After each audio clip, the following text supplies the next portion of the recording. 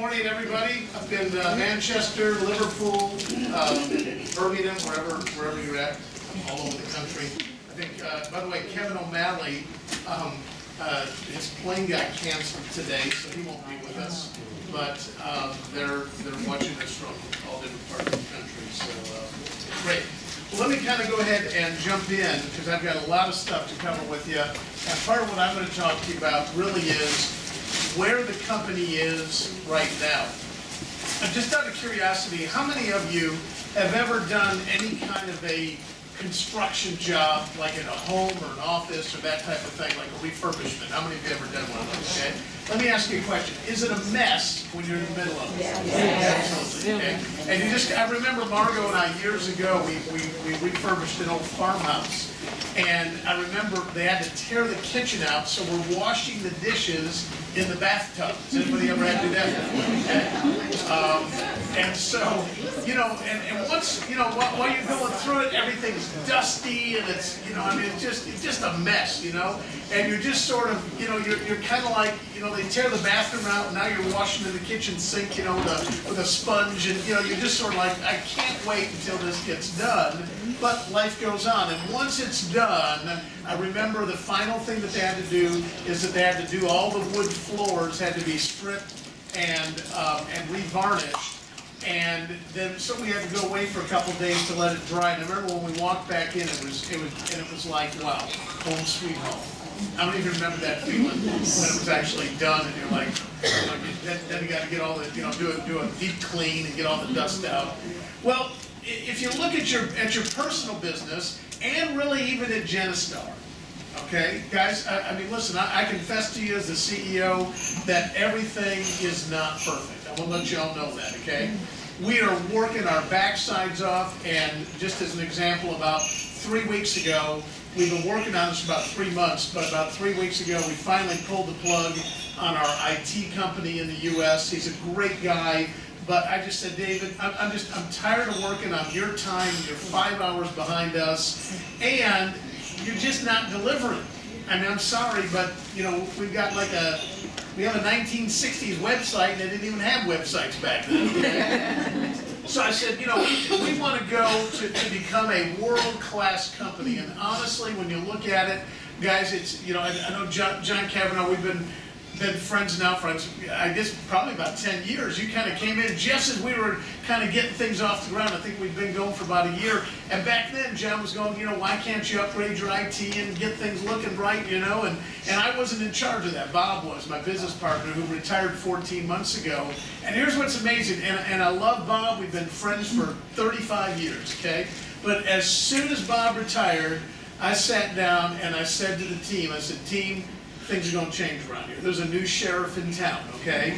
And I said, it's nothing against Bob, but here's the thing, okay? I want to turn over every single stone, every single thing that we're doing. I want to question it, and I want to ask why. Why are we doing this? Has anybody ever heard the story about the daughter that her mother said, I want you to take the ham and cut a third of it off before you put it in the oven? And the daughter said, why? She said, well, that's just the way we've always done it. And so she calls up her mother, and this young girl's grandmother said, why have we done it that way?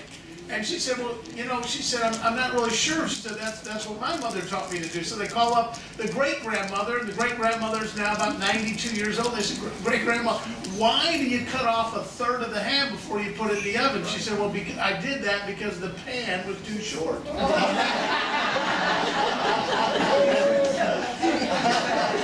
And it became a tradition.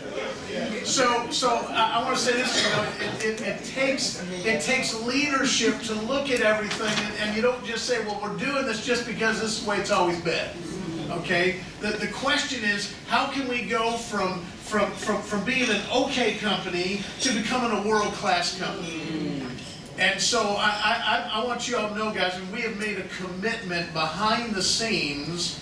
And again, many of these things we started in January. We hired a brand new compliance officer. In March, Mark Edlinger, who's a good friend of mine, and we're still good friends. It's one of the things that I always try to do whenever there's a relationship that kind of comes to an end. It doesn't mean that your friendship has to come to an end. It might be that the business does. And I went to Mark and I just said, Mark, you know, we're going different places, and we've just outgrown you. So we went and hired the best, at least in our opinion, the best law firm here in the United Kingdom that handles financial services companies, and they're experts in compliance. Now they're expensive, about 500 pounds an hour. So I don't talk to them a lot. And I went in and I said, listen, we want to become the poster child, so whenever the FCA comes in, they look at us and they say, man, we wish everybody would run their business like this. And all of these people are all they're lawyers, not former lawyers, but they're lawyers and solicitors that have worked for the FCA, the Ombudsman, you know, the Ministry of Justice. So these guys understand how the regulators work. So we've been going through a whole compliance audit on that end. And then about 3 months ago, I said to Mark Ketchik, I said, Mark, our IT, and please excuse me, I hope this doesn't offend you, I said, our IT, Mark, is crap. And I know it's crap. Margot came back to work with us about a year ago, and we set her up on her email. And when David and Rebecca in the States set her up, and Margot, she said, Jeff, this is crap. I'm not even going to use it. I said, well, if my wife thinks it's crap, then it's got to be crap, okay? And I've been hearing that from. So I said, Mark Ketchik, I said, we're going to do an audit. And not just a compliance audit, but on our IT. So we brought a guy in that works for an investment bank, very high up, okay, very expensive. And I said, I want a complete audit on all of our IT systems, and we did it. And it came back, and basically it said, your system's crap, okay? Which, you know, we paid 5,000 pounds to find out what I already knew. But they specified exactly what we needed to change and exactly how we needed to do it. The guy did such a good job that we hired him away from the investment bank and hired him to come on board with us full time. So we're in the process of moving all of our IT from the US, where it's been, all over here to the UK. We're just hiring new staff. I have no idea what a full stack developer means, but we're hiring some of them, okay? and so, Peter, I know that you guys do, okay? You and some of the other guys that are in IT. But my point is that right now, Genistar is almost like in this construction zone. A little bit like, we got dust all over the place. And some people can't work in the middle of a mess. So some people say, well, I'll just wait till I get everything cleaned up. Dale, I don't know if there's something wrong with your... Yes.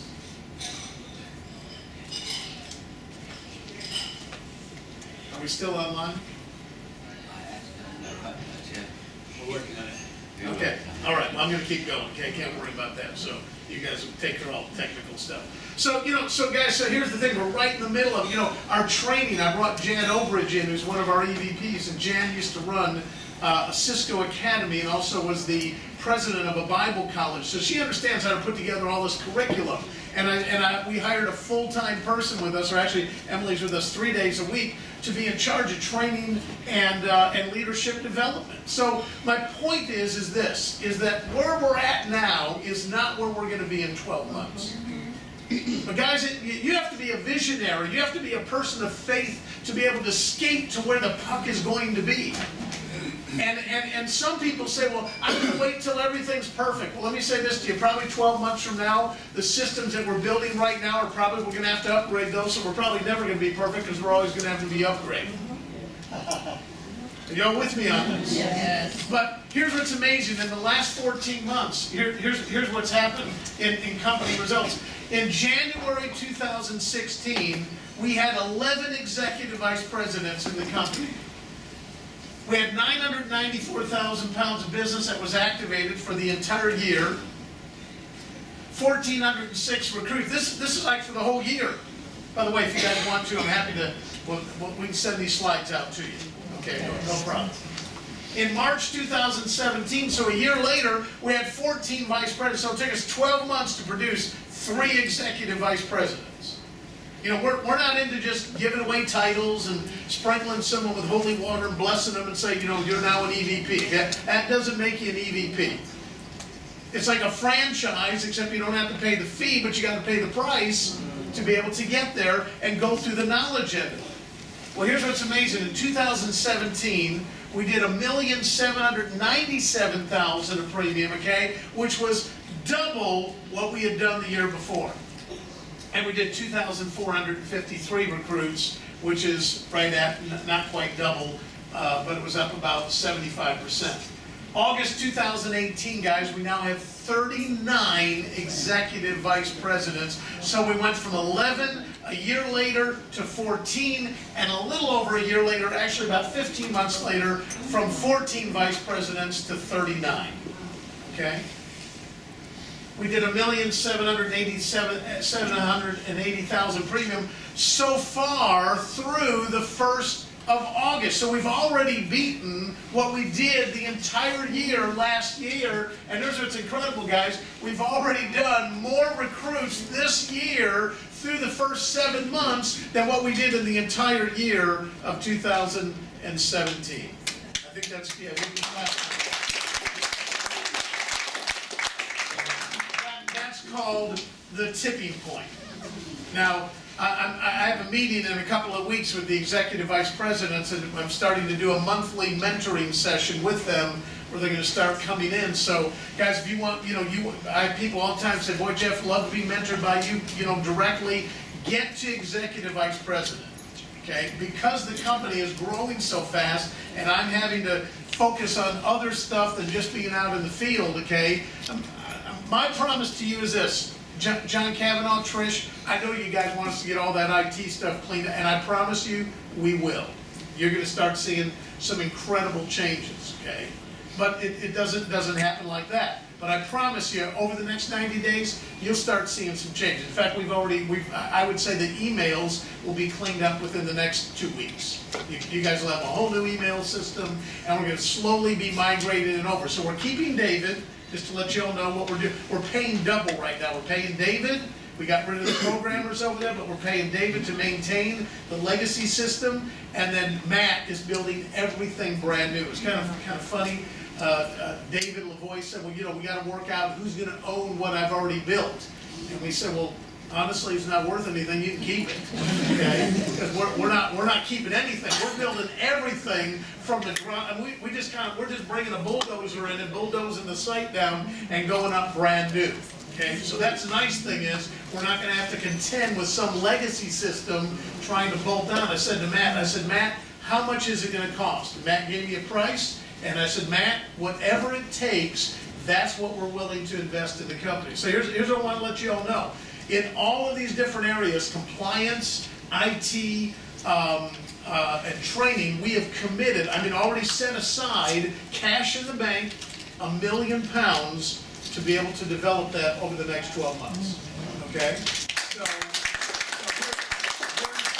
what I'm going to ask you guys to do. I'm going to ask you guys to get committed. I put my money where my mouth is. All I need for you guys to do now is go out there and continue to do this, okay? Next meeting I come back to, again, we should be breaking every single one of those records that you guys are doing. Well, the Jenkins Giants base shop results, you guys have always led from the front. Now, we've got explosions going on all over the country, but there's no doubt about it that the hierarchy here, guys, has just done an incredible job and continually led from the front.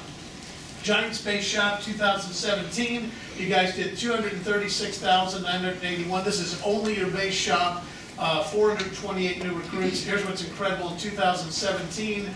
You've already 90 new recruits, 77,000. So this is for All-Stars Base Shop.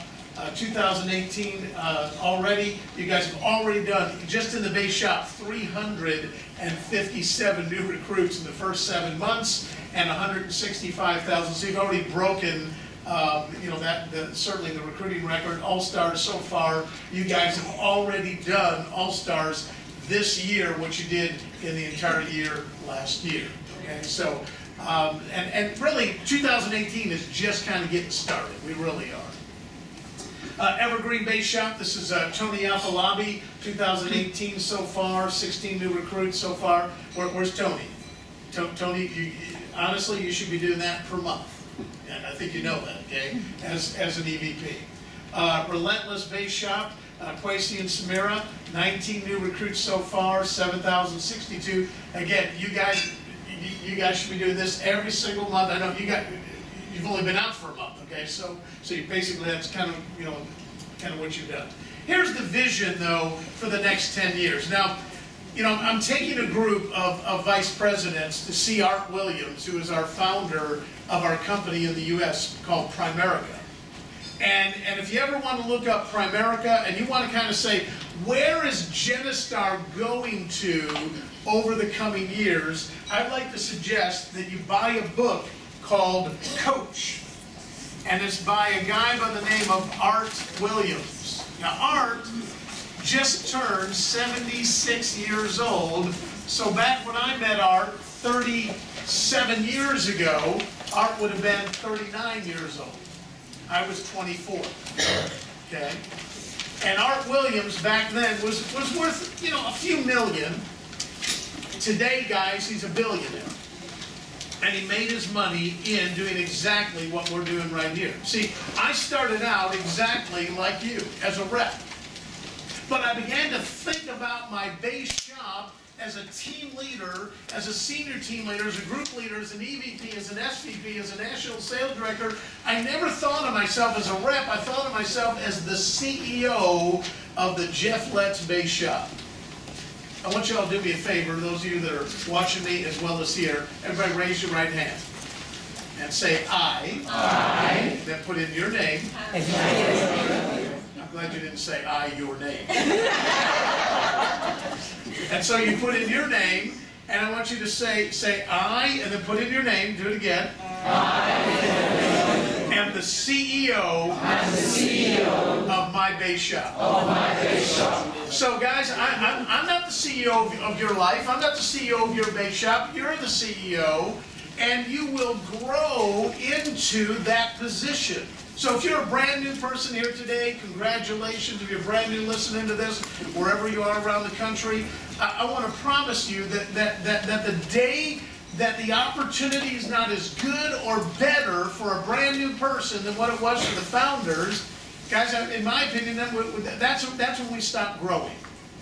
So we're continuing, this is a continual change, and this book right here will tell you the history of A.L. Williams and Primerica and how that they came from this little upstart company of part-timers that were trying to build a company based on helping other people to become financially independent. And today, guys, their stock that I bought 4 years ago was $25 a share, and today, yesterday at least, it was $118. I'm not endorsing that you buy their stock, but I can tell you this, guys, is that their track record is impeccable. And the beauty of it is again, because I believe in keeping good relationships, I've stayed friends with Art Williams, I've stayed friends with Primerica, and about 6 months ago I sent Art an email, and I said, Art, is there any way we can come and see you? I said, I'd like to bring our top vice presidents with you and run a contest. He said, give me a date, and I gave him a couple of dates. He said, those don't work for me, and I wrote back and said, you're the billionaire, you tell me when to come and I'll be there, okay?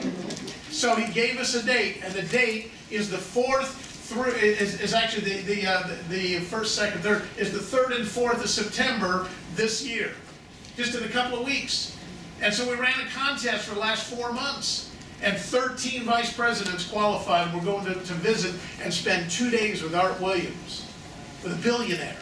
Now here's the great thing, not just that he's a billionaire, but guys, Art Williams started out exactly where you are as a representative. Read this book. He started out as a representative when he was a school teacher and a coach, basically sharing with people financial education and how that they could actually better themselves financially and make better decisions. We're going to be spending a couple days with him. Then we're leaving there and we're going back to Atlanta. He's in North Carolina. He owns a resort called the Highlands. It's called the Edwards Spa. It's now one of the top 10 6-star hotels in the U.S. He owns the whole thing. It's got a golf course. One of my reps, our rep said, Jeff, are we staying there? I said, no, it's $500 a night. If you guys want to stay there, you pay for it, but I'm the one paying for it. Okay, we're staying in a cabin in a lodge about 2 miles away. It's going to be a rustic place, but we're having kind of a nice weekend there. But guys, what I'm telling you is that we're going where Primerica is. And it's the beautiful part about it is we're going to spend 2 days there. They're literally, we're meeting in what they call their war room. And it's got pictures all around the wall of all the legends of A.O. Williams, all of the guys that I grew up with. And we're gonna meet for about 5 hours one day, and every 20 minutes they have a head of different departments coming in, the head of IT, the head of compliance, the head of compensation, to share with us best practice on what they're doing. And they basically have opened up the doors, and the CEO there, Glenn Williams, has basically said, Jeff, we wanna see you guys make it. And whatever we can do to help you, and we got 40 plus years of experience. Guys, I don't know I don't know where else you could go to be better placed for the opportunity that we've got for the next 10 years. So I'm excited. You know, someone said, Jeff, you know, how old are you? I just turned 61 a few months ago, and I got to tell you, I challenge you to outwork me. I mean, guys, I'm still going 15 hours a day. I love what I do. It's not a job. I mean, I've been doing this for 37 years, and I love what I do because we're changing people's lives financially. So, where do we go in the next 10 years? Well, Steve helped me on this. There's 1,067 towns in the United Kingdom. Well, why can't we have a vice president in every single town? I'm not talking about villages. And Primerica, there's 330 million people. That's the U.S. population. And today, there's 6,500 vice presidents across the U.S. And actually, that's across Canada and the U.S. And there's like another, I think it's 70 million people there. In Genistar, here in the UK, we've got around 65 million people. Well, why can't we have 1,000 executive vice presidents? And I don't know how many of you knew this, but the UK is 65 million people, but the EU is 600 million people. Did you know that Vitality is already in Germany? And all that we'd have to do is say to Vitality, hey Vitality, we're already your #1 writer of new business here. Average that the IFA industry has on persistency, business that stays on the books for 4 years, is 70%. Genistar, 97%. They're scratching their head. They can't figure it out. They're going, man, you guys are a bunch of part-timers, most of you, and you got the best persistency. How in the world are you guys doing it? And I said, you know what? It's because we build relationships. We're honest with people. We're not high-pressure people, and we're not after their money. We're after helping the people to plan. And these clients become our best friends. And they said, well, we don't understand how you're doing it, but keep it up. Okay. So, guys, why can't we have 1,000 executive vice presidents? See, Primerica only has 3% of the market. Actually, this should be 40 years. Okay. After 40 years, guys, Primerica only has 3% of the marketplace. So there's still incredible opportunity there. So let me kind of roll back to this, because I can tell you how to reverse engineer this. Okay? For those of you that really want to get to EVP, I can tell you how to get to EVP. I can tell you exactly what the formula is. And we're talking 37 years experience. I mean, the numbers are the same here as they are in the U.S. And when you finally get 17 plus recruits a month in your team, per month, average for 3 months in a row, or a total of 51 recruits in 90 days. Now let me say this to you. This doesn't work if you do it in 120 days or 150 days or 365 days.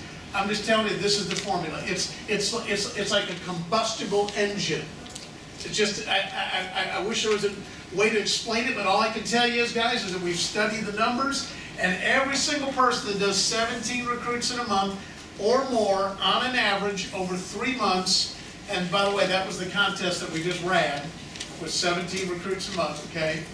You do 51 in 90 days, the pipeline is full, and there will become an EVP, so it's right here, it's about 90 days, 51 recruits, and pretty soon an EVP is getting ready to come out over here through this pipeline.